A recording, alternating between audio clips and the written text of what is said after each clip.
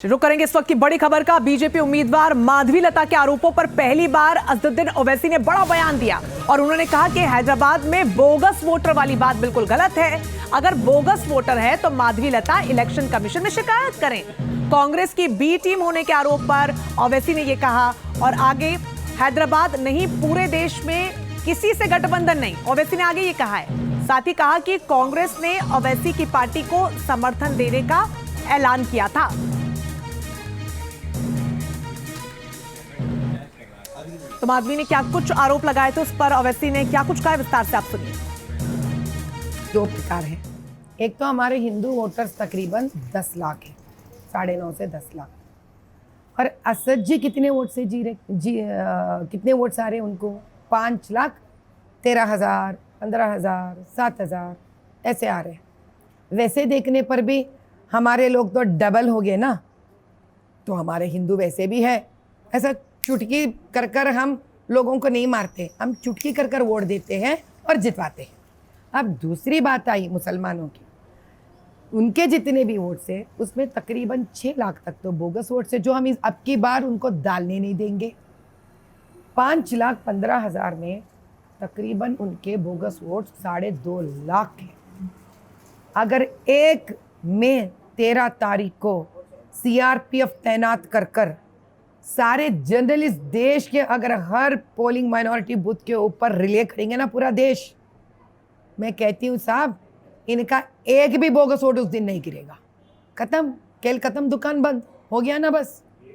GHMC का मतलब greater Hyderabad municipal corporation, जो हर स्टेट में जो वहाँ का स्टेट गवर्नमेंट एक टीम रन करता है, उसी टीम पर इलेक्शन कमीशन को आधार होना पड़ता है।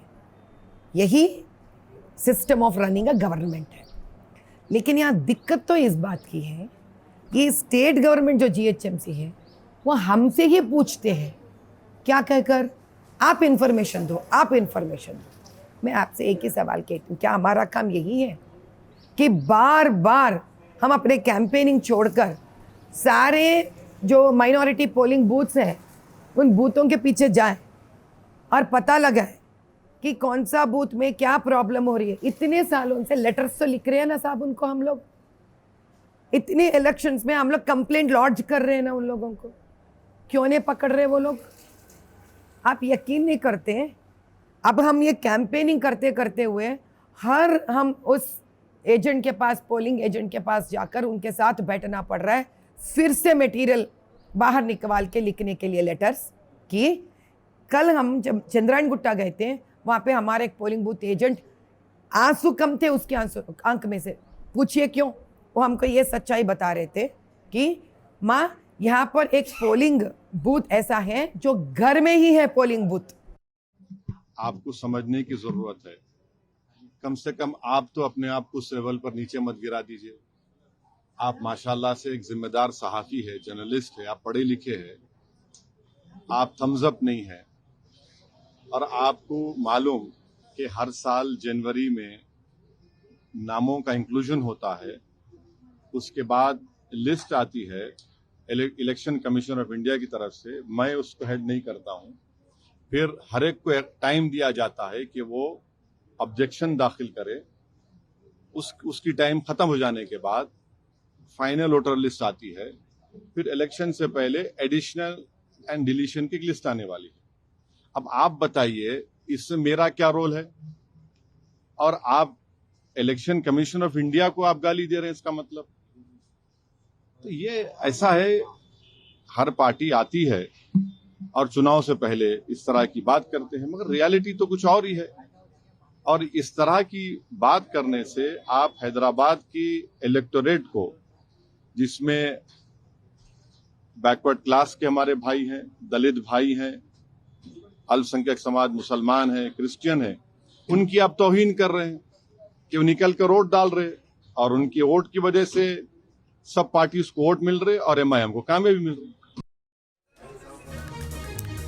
दरअसल कांग्रेस ने ओवैसी और उनकी पार्टी को समर्थन देने का ऐलान किया था, जिसके बाद बीजेपी उम्मीदवार माधवी लता ने ओवैसी को घेरा था। इस पर ओवैसी का कहना है कि उनका किसी से कोई गठबंधन नहीं। आज तक जो बीजेपी का बी टीम कहते हैं, ये तो सिर्फ अफवाह थे। लेकिन आज तो उन्होंने सभी के सामने ये निरूप कर दिए कि वो कांग्रेस के असल इंसान है। एएमआईएम और कांग्रेस एक है। जब दोनों एक है तो कहिए, अब बताइए आप ही सही, ऑल इंडिया लेवल पे वो आईएनडीआई के बी टीम बनेंगे या भाजपा के बी टीम बनेंगे? ये तो साफ है।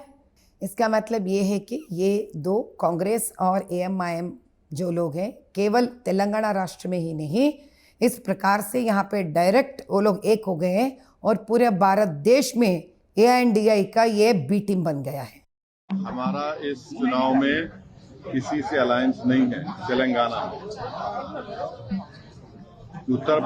में, उत्तर प्रदेश में हम हमारी बहन मोहतरमा पल्लवी साहिबा के साथ हमने पीडीएम बनाया।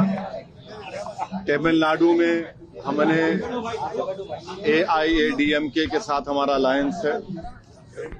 महाराष्ट्र में इम्तियाज जलील साहब बात कर रहे हैं, मगर तेलंगाना में हमारा किसी दूसरी पार्टी से अलायंस नहीं है। उत्तर प्रदेश में पीडीएम हमने बनाया, तमिलनाडु में एआईएडीएमके से हमारा अलायंस है। और ये बड़ी मजाक खेज बात है कि कभी हम बी टीम हो जाते तो कभी उन्होंने बोलते हैं, ये बोलते। तो ऐसा लगता है कि ये लोग कंफ्यूजन का शिकार हैं, मगर हमारे पास क्लैरिटी है। हम अपने काम पर, अपनी मेहनत पर और इंशाअल्लाह ताला अल्लाह की ज़ात पर कामिल यकीन करके हम इस इंतखाबात में हिस्सा ले रहे हैं। और मुझे यकीन है कि हमारे पार्टी के तमाम उम्मीदवार बहैसियत रुकने पार्लियामान एमपी कामयाब होंगे। तो दोनों नेता के बयानों को आपने सुना। हालांकि बीजेपी उम्मीदवार माधवी लता ये भी कह रही हैं कि हैदराबाद में इस बार रिवाज बदलेगा, नया राज कायम होगा। हालांकि ओवैसी का ये कहना है कि इस बार भी एआईएमआईएम जीतेगी और जीत कर परचम लहराएंगे। सुनिए क्या कुछ कहना। बिल्कुल बदलेंगे हम, बिल्कुल बदलेंगे, क्योंकि इतिहास जब जब बदला है सच्चाई की वजह से बदला है। जहां पे भी बदला इतिहास, इसीलिए बदला इतिहास पूरे दुनिया में। जब आम इंसान सच्चाई से जागृत हो गया है, इतिहास बदला है। अब की बार भी हैदराबाद लोकसभा पार्लियामेंट में जितने भी मतदान देने वाले हैं, सबके पास सच्चाई जाएगा, जा रहा है।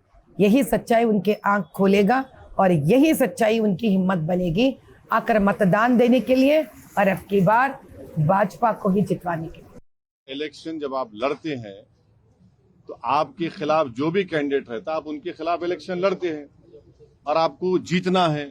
तो जितने भी मद्दे मुकाबिल आएंगे हम उनके खिलाफ इलेक्शन लड़ेंगे। अब जाहिर है मैदान में बीजेपी भी है, कांग्रेस भी है, बीआरएस भी है, दीगर और छोटी बीजेपी और ये सब लोग आ जाएंगे। तो हैदराबाद की अवाम ने हमेशा से यूनाइटेड तरीके से मुत्तहिदा तौर पर मंजलिस को कामयाब किया है और इंशाल्लाह अब के बार मंजलिस को कामयाब करेंगे। और जैसा कि अभी आपने सवाल किया था कि हम आवाम से अपील कर रहे हैं हैदराबाद की कि CAA कानून के खिलाफ आप वोट दीजिए, महंगाई के खिलाफ आप वोट दीजिए, नौजवान जो बेरोजगारी उसका मुकद्दर बन गया, उनके रोजगार नहीं मिला, उसके खिलाफ वोट दीजिए, चीन हमारी जमीन पर कब्जा करके बैठा हुआ है, उसके खिलाफ आप वोट दीजिए। तो ये मुद्दे रहेंगे।